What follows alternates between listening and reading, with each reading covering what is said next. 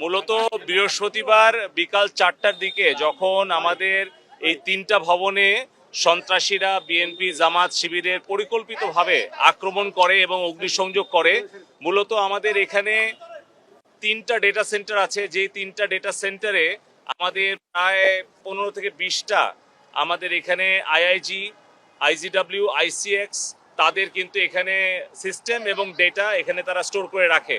তো বৃহস্পতিবার বিকাল 4টার দিক থেকে কিন্তু আমাদের এই তিনটা ডেটা সেন্টার সম্পূর্ণভাবে শাটডাউন হয়ে যায়। কারণটা হচ্ছে আপনারা দেখছেন যে তারগুলো পুড়িয়ে দিয়েছে এবং পাওয়ার এবং ইন্টারনেট সহ পুরো ব্যবস্থাটাই সেই সময় বিচ্ছিন্ন হয়ে যায় এবং আমরা ইন্টারনেট বন্ধ করতে বাধ্য হই।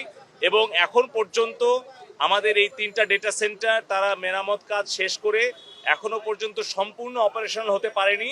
এবং ঢাকা চট্টগ্রামে আমাদের যেই ফাইবার অপটিক্যাল কেবল, যেটা আর কি ওভারহেড কয়েকশো মিটার ছিল, সেটা রিডান্ডেন্সি সহ তারা কিন্তু এই সন্ত্রাসীরা কিন্তু পুড়িয়ে দিয়েছে। সেটাও এখন আমরা রিস্টোর করতে পেরেছি।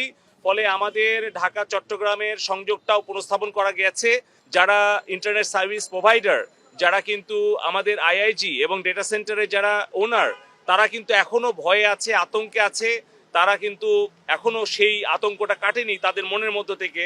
তো আমরা আশা করব যে আমাদের সাংবাদিক বন্ধুগণ, ছাত্র, শিক্ষক, অভিভাবক, ব্যবসায়ী সকলে মিলে ঐক্যবদ্ধ হয়ে এই বিএনপি, জামাত শিবির, অগ্নিসংযোগকারী সন্ত্রাসীদের বিরুদ্ধে আপনারা ঐক্যবদ্ধ হয়ে আপনারা প্রতিহত করবেন।